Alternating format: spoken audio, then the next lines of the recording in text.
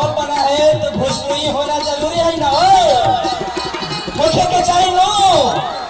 तो हमें रंजीत सर खातिर एक गाना गावे चाहता नहीं।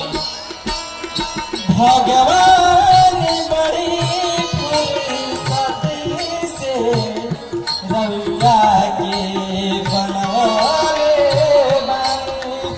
हमने खातिर तोहरा के दुनिया में भेजवले बानी।